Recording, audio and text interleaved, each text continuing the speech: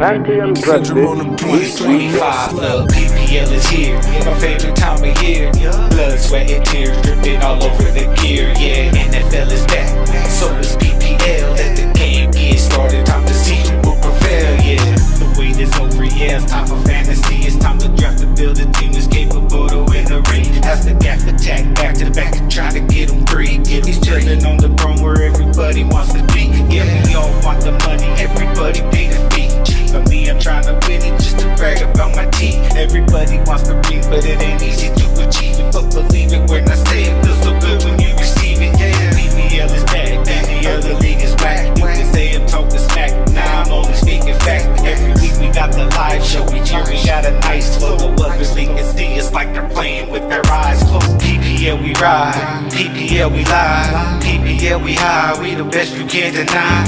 Welcome to the live show, life be like the sideshow. You know and I know that PPL's a war zone, 100-yard battlefield, helmets as a battle shield. PPL we're back for real, time to draft and make a deal. Alpha versus Omega, battle with the fantasy, a game of intelligence, sacrifice and strategy.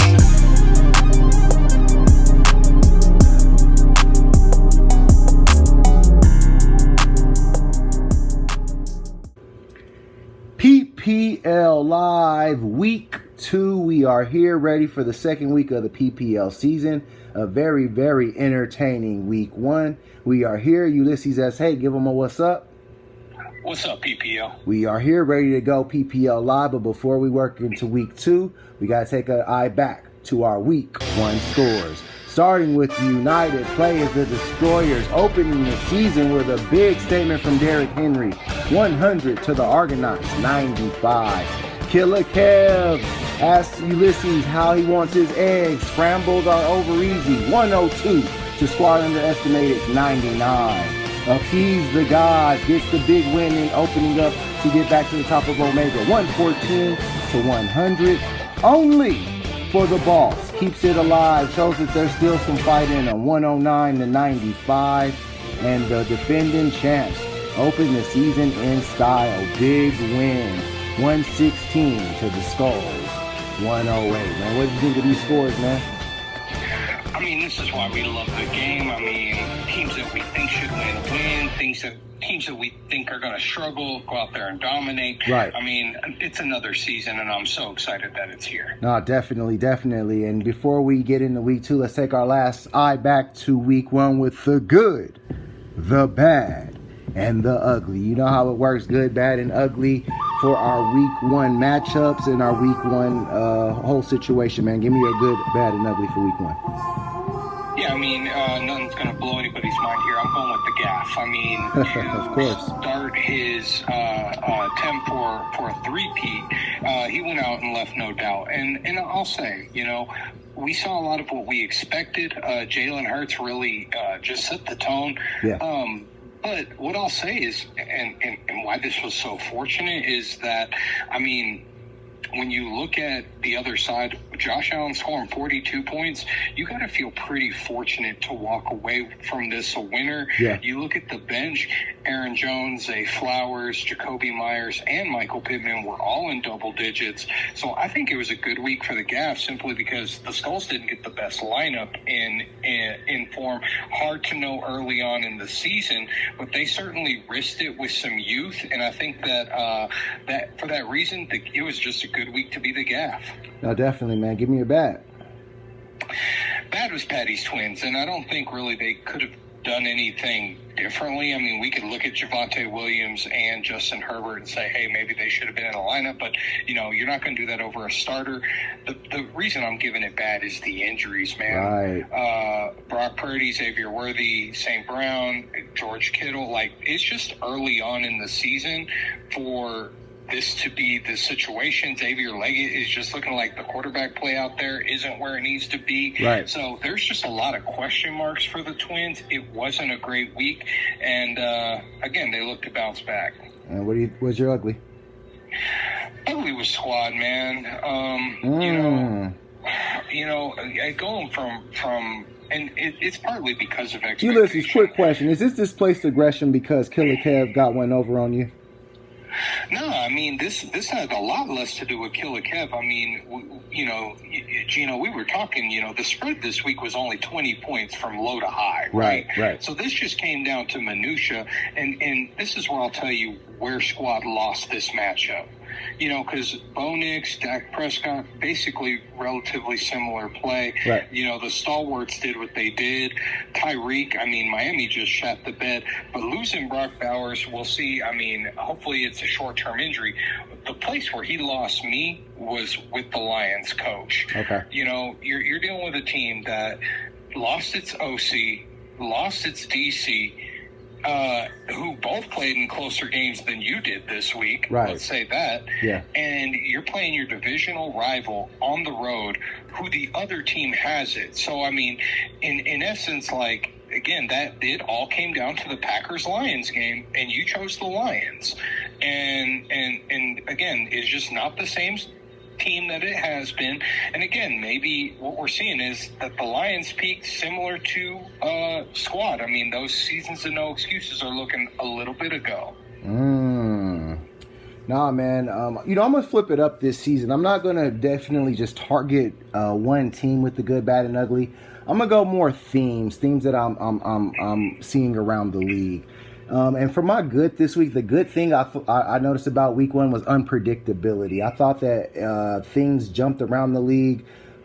Scores were up and down.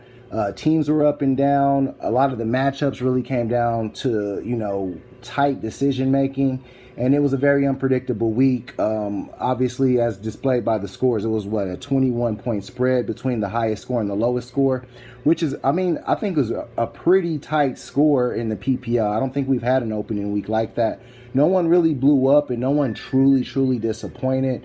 So I think that is going to lead the way to an unpredictable and competitive season. So I think that's my good for the season. And special shouts out to the GAFF attack to appease the gods for keeping their heads above water to start the season, despite the doldrums that other teams face, leading into my bad. And my bad was studs turning into duds. I mean, I think at least every team had one primetime guy that just really didn't show up. I mean, I'm looking at Jahmyr Gibbs for the GAFF, Terry McLaurin for Appease the Gods, Nico Collins for the Argo. We had obviously Xavier Worthy and George Kittle, who went out early. Squad underestimated, struggled with Tyreek Hill. But a lot of the studs did not show up in this week, and it kind of held back a lot of the scores and kept a lot of games competitive. But the bad thing is that you keep a lot of these guys and you expect big scores from them, and in some cases that didn't happen. But that leads into my ugly, and my ugly is really going to pinpoint two teams, and they lost for the same reason, and that's benching keepers. I'm looking at the Trey Fitty against Only for the Boss. I thought that they had no reason to bench Garrett Wilson. I thought that was a guy that they definitely should have got into the lineup. That's a guy that they kept all off season, and they benched him in place of Nick Chubb. I thought that was one that they could have done better on. So I thought it was ugly to have keepers on the bench. And the other big example of that, and that was even more costly, was the Skulls. The Skulls benched Zay Flowers, who had a remarkable 25.6 points. You can't bench a keeper in that situation in place of a guy like Jerry Jeudy, who's playing on a low-end offense like Cleveland. It was just not a good situation for the Skulls, and it held them back from having a decisive Week 1 win. So that was my ugly. But that being said, what's past is prologue. It's time to move into our Week 2 matchups. And we start with a big matchup in the Alpha Conference, a big one between two 0-1 teams. Someone looking to get off the snide here. One team surprised to be here. The other one maybe didn't expect it either. We got the Argonauts taking on I Need About Trey Fitty. All right, man, big one here. We got Joe Burrow against Jaden Daniels. Two teams that hovered around 95 and petered out, couldn't hit that 100-point mark. Something's got to give this week. One of these teams got to get a win. What do you think of this one? Argonauts, Trey Fitty. Yeah, I felt like both of these teams underperformed last week. Just didn't really hit all at the full stride. Right. I think the Argo are going to bounce back in a big way. I like them being led by Joe Burrow against Jacksonville. Chase Brown showed up. I also like the Rams against Tennessee. And I also think that going with the Dallas kicker and head coach is a good call. I don't see them losing twice. I think they held their own. And again, they're going to be playing the Giants team that I think they're going to want to get at. The other side, Trey Fitty, Jaden Daniels looking like a stud. Absolutely. Breece Hall, he should have a big day against Buffalo. We saw what Derrick Henry did, and outside of that fumble, he was lights out.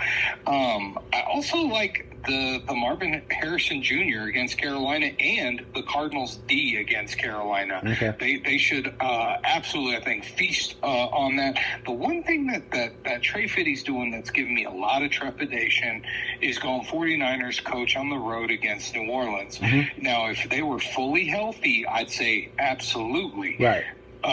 With Brock out, with Kittle's situation, I just don't think I'd be as confident. I mean, Mac Jones, I think it's going to be a tough sled, and I think that there's much easier coaches. But as it stands, I think that the Argo are in a position to win this game, and I think that they're gonna do so. I've got them getting back into the winning ways. 118 to Trey Fitty's 111. All right, man. I look at this matchup. It's going to be interesting to see which team bounces back because both of these teams have some studs. I talked about Garrett Wilson in my ugly with studs on the bench. Trey Fitty has corrected that. They got him into the lineup. And I just really like what the New York Jets were able to do against that Steeler defense. And I think that they could be in for an encore performance, is why I like Trey Fitty in a potential upset here. I think Jaden Daniels could get him off to a good start against the Green Bay Packers.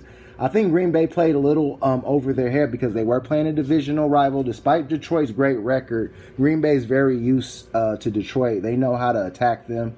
I don't think that they're going to be nearly as successful against the Commanders. I do like the Cardinals' defense against Carolina. It's going to be interesting to see how Drake London plays. He was another stud that was a dud last week that I talked about. Now, on the Argonaut side, Justin Jefferson almost brought him back. Couldn't get that second touchdown on one of those final drives, but it was encouraging to see the Vikings offense show life. That's a good sign up for Justin Jefferson. However, Nico Collins, 4 points. That is not what the Argonauts traded for. It's going to be interesting to see how that goes going forward. Trey McBride looked pretty good. And then Emeka Egbuka is a guy, I think they're going to have to play musical chairs in that flex position all season with the rookies. Ricky Pearsall's a guy I think that should have got in their lineup, but it's obvious without Brock Purdy, he's probably not a guy that's going to break in.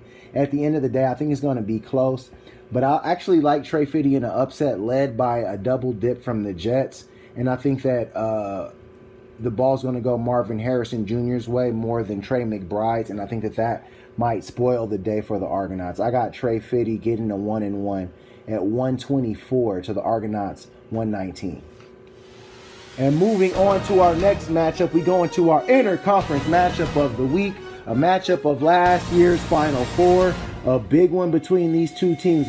We got squad underestimated, the Alpha Conference champs, coming in against the Skulls. All right, man, who were in last year's Pantheon Club. All right, man, so look at this one. Both of these teams come in. Both of these teams were in the Final Four. Both of these teams staring at 0-1 and easily could have won their Week 1 matchup. Big one for both of these teams. Neither of them want to fall to 0-2. What do you think of this one? Yeah, neither of them do, but I think the squad's still doing stuff that I'm not feeling. Okay. Again, you mentioned it last week or in your review. I mean, the core of his team did well. Right. We don't know who's in charge here. I think he doesn't really know it. He wasn't happy with Bo, so he's going with Dak. I'm not exactly sure that that's what I would be doing. Okay.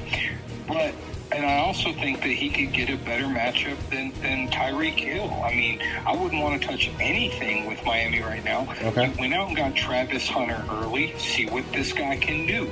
See what some of the other guys. Hollywood Brown had a good week last week with Worthy out. Is he a better starter? And then you went out on waivers and got Quentin Johnson, who's the number 2 wide receiver. Why are these guys not in your lineup? Right.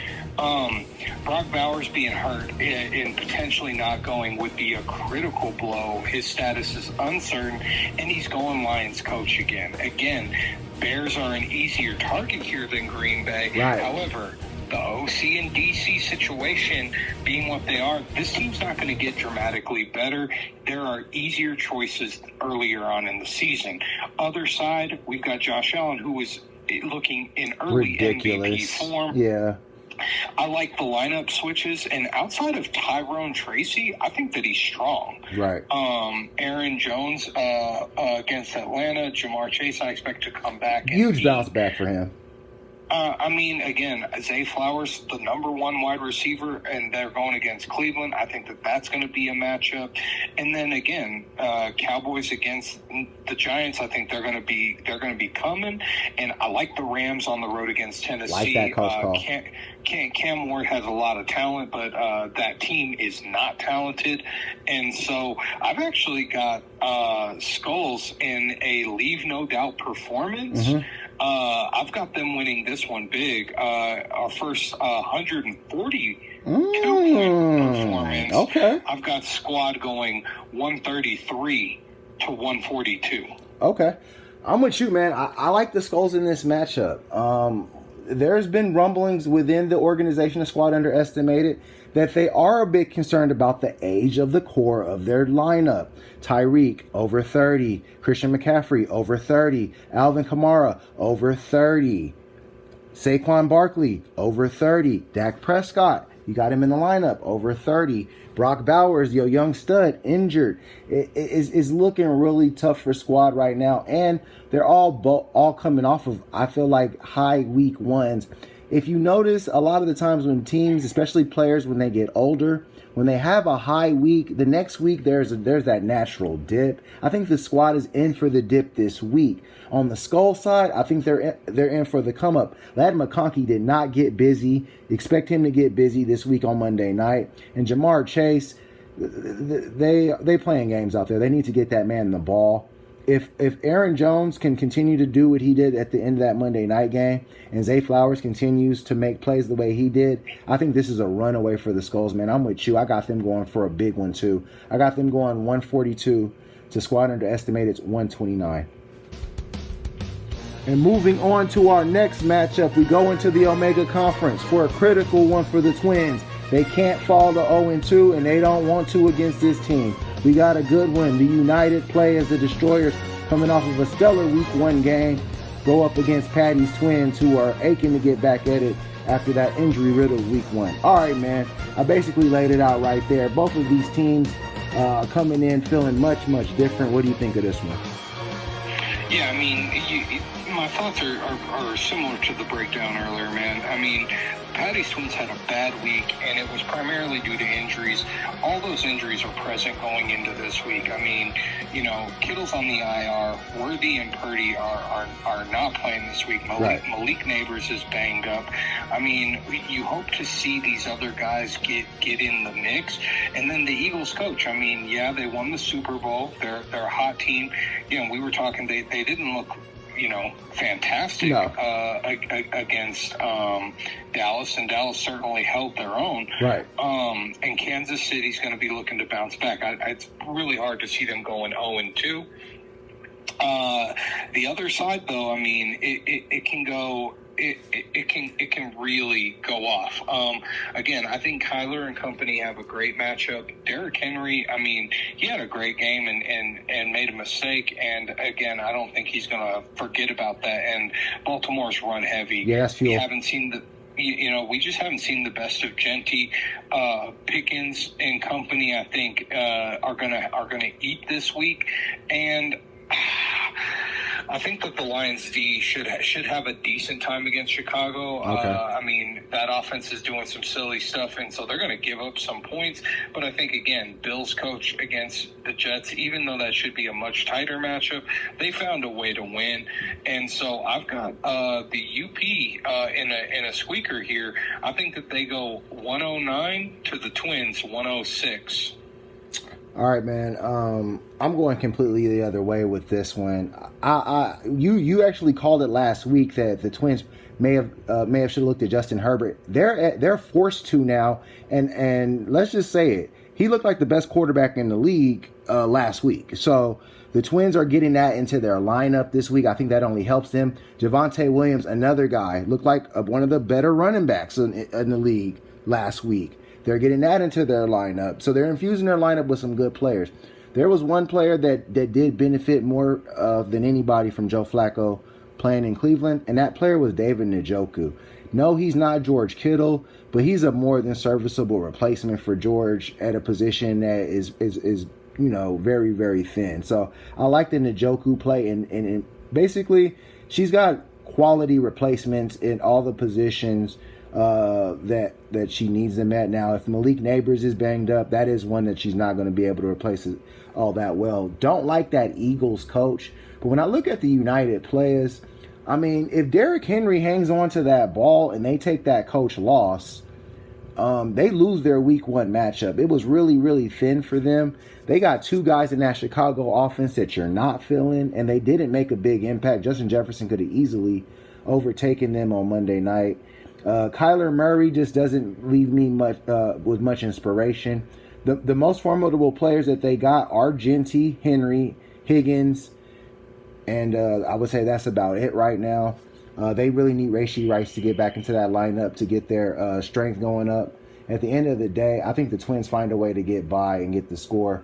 I got them getting 124 to the United players, 110. And moving on to our next matchup, we go into the Alpha Conference for a big one. 2 unpredictable scores. 2 teams that we didn't expect to be 1-0. But here they are, Ulysses. We got Only for the Boss taking on Killer Kev. All right, man, I laid it out here. Both teams are 1-0. One of these 2 teams will be 2-0. Who you got? Yeah, I've actually got Only for the Boss doing what I expected Squad to do, and I've got them in a lock of the week performance. Let me tell you why. Okay.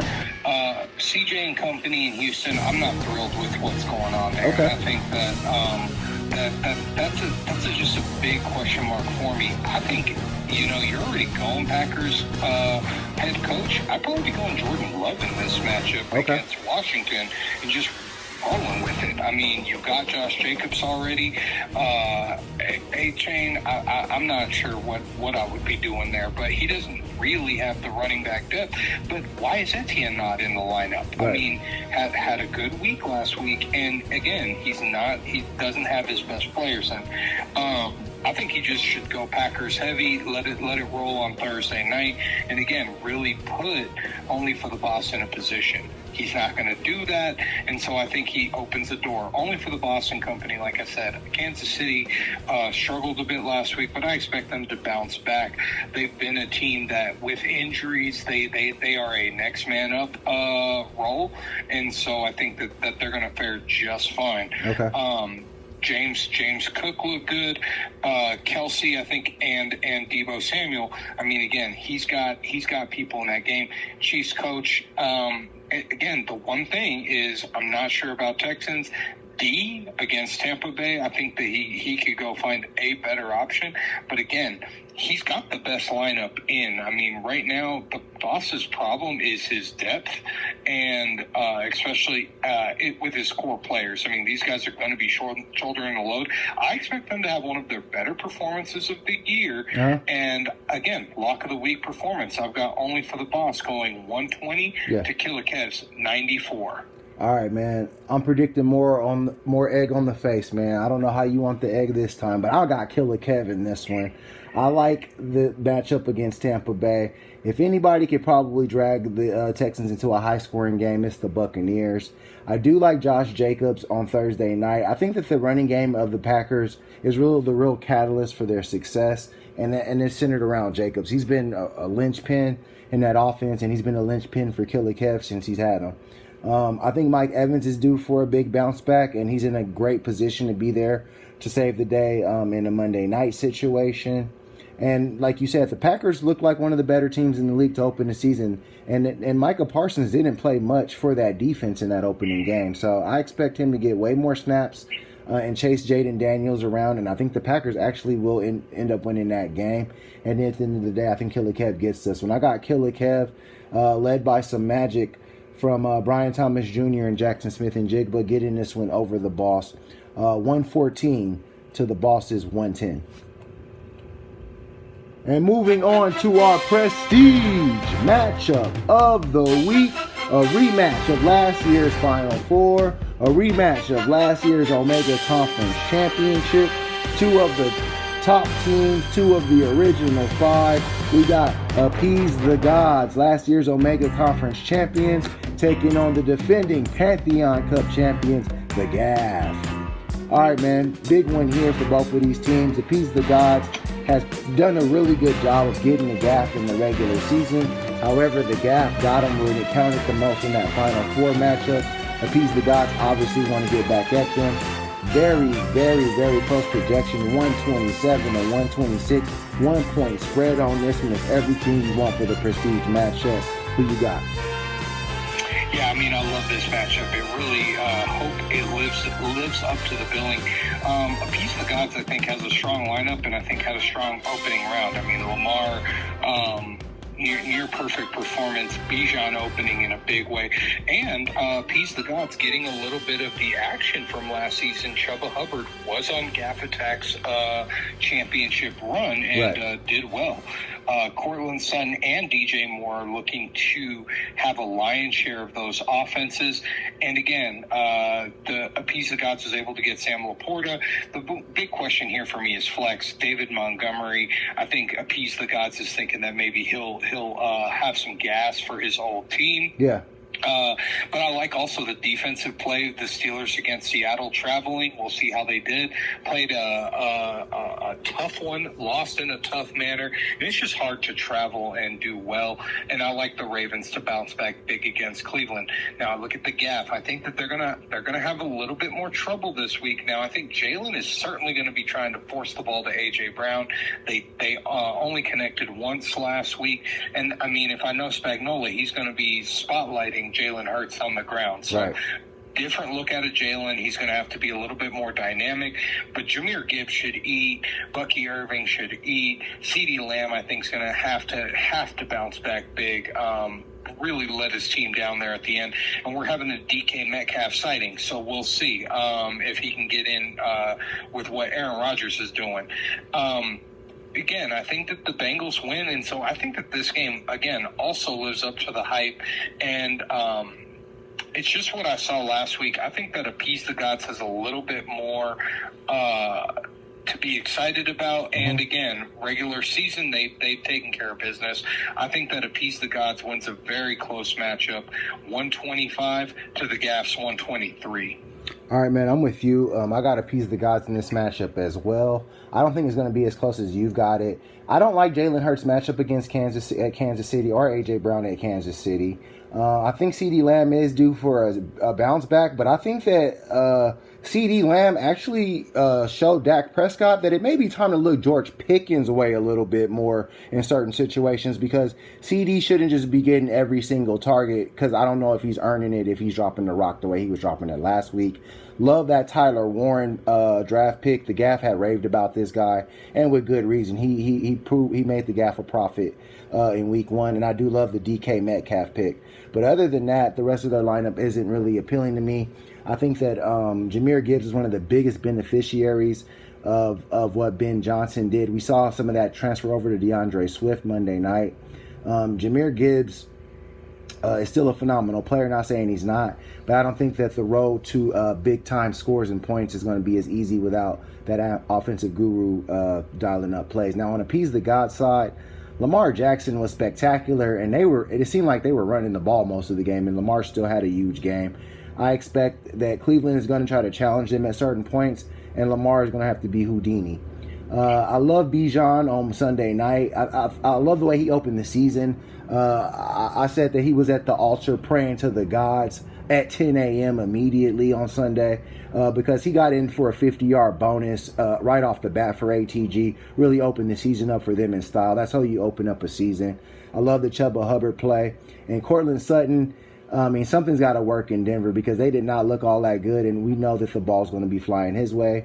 A little worried about DJ Moore after watching Chicago Monday night, but love Sam Laporta and David Montgomery in their matchup. Steelers D should also be bouncing back, and that Ravens coach should get a 20-point coach win if they play their game. I got to appease the gods playing their game and getting a statement win to open up the season. I got them getting this one 138 to the Gaff's 124.